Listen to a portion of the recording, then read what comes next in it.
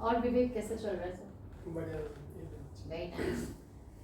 तो अभी आपको क्या लग रहा है, अभी जैसे जो इंडिया पाकिस्तान का वॉर चल रहा है, सो अभी आप लोग जैसे इंटरव्यूज की तैयारी कर रहे हो, so what do you think, कब तक होगी आपकी ज्वाइनिंग एंड ऑल? मैम जिस हिसाब से युद्ध हो रहा है तो उस हिसाब से तो काफ़ी लेट है। अभी तो एयरपोर्ट भी बंद हो रहे हैं, तो वैकेंसी भी नहीं निकली, तो सब होल्ड भी जा रहा है। ऑलराइट। और दीक्षा, आपकी ट्रेनिंग कैसी चल रही है?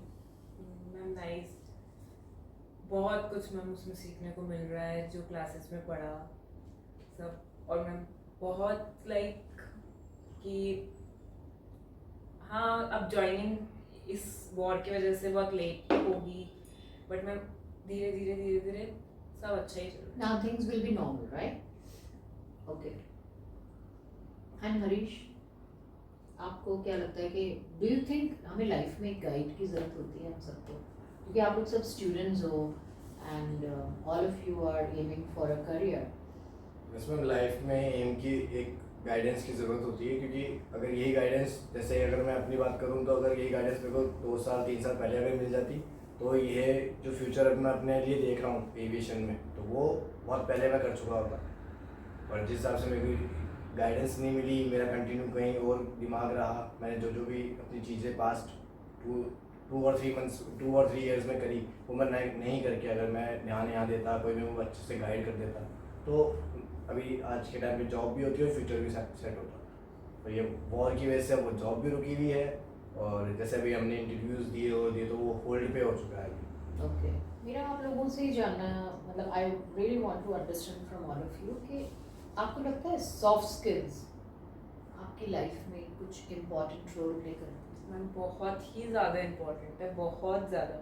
लाइक किसी से भी बात करेंगे ना मैम, सॉफ्ट स्किल होने ही चाहिए। ओके। मैम अभी मैं ट्रेनिंग के मैं क्लासेस में देख रही हूँ, लाइक मैम बच्चे जैसा सीख के आए मैम वो वैसा ही, लाइक उनको ये नहीं है कि हमको जो ट्रेनर पढ़ा रहे हैं उनसे कैसे बात करनी है, क्या करना है। हमारे सॉफ्ट स्किल सेशन जो लेते हैं सोनिया मैम, वो भी यही बोलते हैं कि आप लोगों को पता ही नहीं है कि एक्चुअल में आप किसी के सामने जाते हो तो आप लोगों को बात कैसे करनी है, आप लोगों का बोलने का तरीका सामने वाले को क्या दिखाता है। एग्जैक्टली। मतलब आई थिंक आपके जो स्पोकन वर्ड्स हैं, it represents your entire personality, your thought process, your attitude, your thinking. Ma'am यही बोलते हैं कि मैटर नहीं करता कि आप हिंदी बोल रहे हो इंग्लिश बोल रहे हो, पर आप क्या बोल रहे हो, कैसे बोल रहे हो, वो ज़्यादा मैटर करता है। एग्जैक्टली, बहुत सही बोला। हम इसी के साथ साथ एक्सप्रेशन भी बहुत जरूरी है। And you should always talk from your हाँ। हार्ट। इमोशंस अगर मेरी कॉन्वर्सेशन में, अगर मेरे कम्युनिकेशन में इमोशंस नहीं है, स्माइल नहीं है, तो I don't think we can bring some what you से सब्सटेंस टू आवर टॉक, है ना? हमारी बात में वजन तभी आएगा जब उसमें इमोशंस Emotions हों। हैं। ठीक कह रहे हैं। सॉफ्ट स्किल्स मैटर करती है, क्योंकि अपन बाहर लोगों से इंटरेक्ट होते हैं, तो अगर उनसे आराम से अगर बात करें, अपने स्माइलिंग फेस से अगर बात करें, तो गुड रिलेशंस बना सकते हैं अपन उनसे। तो सॉफ्ट स्किल एक ज़रूरी है इंसान के अंदर की एटीट्यूड और ईगो से हटके भी एक सॉफ्ट स्किल होनी चाहिए, कि आप किस तरीके से बोल रहे हो, किस तरीके से आप सबके सामने एक अगर किसी से बात कर रहे हो पर्सन से, तो उससे भी आपको नॉर्मली ही बोलना। और आप, मेरे को ऐसा लगता है कि you are able to develop a trust with a person Yes, with whom you are talking, है ना? एक ट्रस्ट भी डेवलप करते हैं।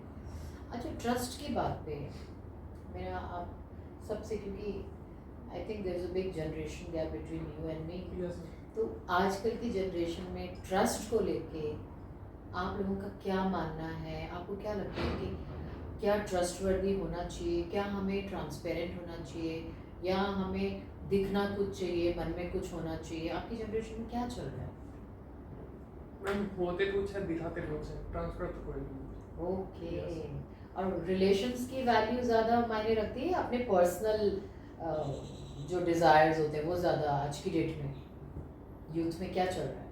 मैम यूथ की बात अलग है, बट अकॉर्डिंग टू मी तो रिलेशंस मैटर करते हैं, कि एक बार अगर खुद को अगर झुकना हो या फिर खुद को अगर कोई बात मनवानी हो, तो आप उसको पोलाइटली बोल के या फिर किसी के सामने झुक के भी आप बोल सकते हैं, कि वो रिलेशन बना रहे आगे तक के। बाकी यूथ का तो डिजायर्स से भरी पड़ी है, जो मन है वो करते So करते हैं। selfish. So selfish. मतलब मैं मेरे को ये जानना है कि बनावटी रिश्ते ज़्यादा हैं आजकल या ऑथेंटिक रिश्ते हैं, मेरा ये पूछना, मेरा क्वेश्चन ये आप। ऑथेंटिक कम है, बनावटी ज़्यादा है। ये हिसाब से वो जनरेशन आई ना। माय गॉड ओके, तो इस इन सबको मैनेज कैसे करते हो, इस तरह की दोस्ती को, इस तरह के रिलेशंस को?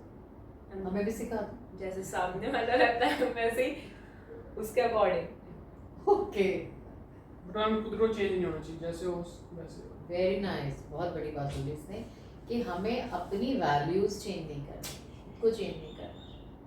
बट फिर एक इमोशनल हर्ट भी तो हो जाता है, अगर आपसे कोई चीट करता है, उस चीज़ से कैसे डील करते हो आप लोग? हम कुछ सोच लेते हैं कि शायद कभी था ही नहीं, या फिर ये कर लेते हैं लाइक हमने जो रिस्पेक्ट दी हमको नहीं मिली, शायद कोई और वेट कर रहा होगा अपनी रिस्पेक्ट के लिए। तो मैम वैसे हमारा जो यूथ है, ये अगर चीट हो जाता है ना, तो ये वो काम करता है जो एक्चुअल में करना ही नहीं करना ही चाहिए, चाहिए। रिवेंज वाला, और उसमें ये नहीं पता कि खुद का ही नुकसान हो रहा है। ओके ओके, ये ज़्यादा है। इसलिए हमारी जनरेशन में डिप्रेशन, स्ट्रेस, एंजाइटी ये सबसे ज्यादा है। बहुत बड़ी बात कह रही है दीक्षा मैडम।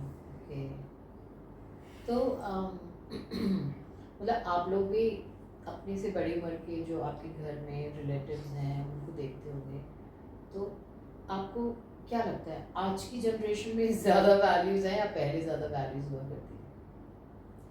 पहले पहले ज़्यादा। पहले ज़्यादा थे, अभी तो हम सिर्फ सच कहूँ तो घर की बात हो तो भी काम के लिए पूछा जाता है इंसान को कि अगर वो प्रेजेंट है तो वो हो जाएगा, नहीं है तो लेट इट भी कर दो कि हाँ ठीक है, भूल गए तो भूल गए। वो चीज़ है, पहले के ये था कि सबको साथ लेके चलने वाली चीज़ें थी, अब वो चीज़ का थोड़ी बहुत कम। और आपकी यूथ में तो इमोशंस भी नहीं है, इमोशंस तो एंड हो चुका है। अच्छा हाँ।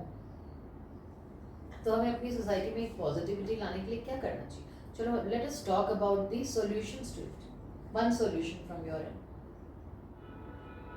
क्या कर सकते हैं? मतलब इमोशनल ब्रेकअप कम हो, इमोशनल हर्ट कम हो लोगों को, उसके लिए what do you think, what is a corrective measure that is required?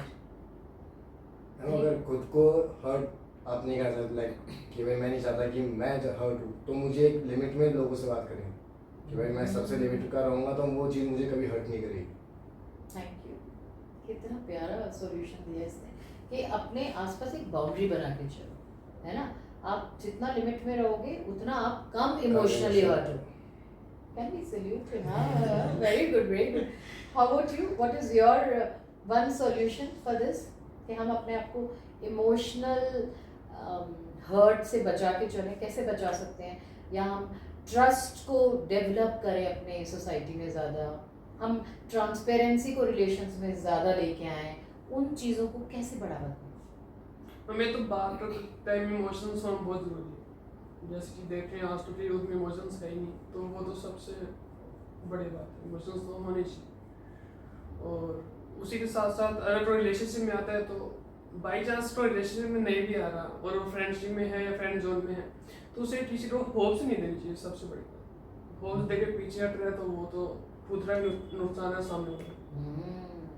Okay, so means if you are getting into a commitment, then it should be 100% Yes, sir. commitment, yeah, or either go for it or don't go for it, है ना?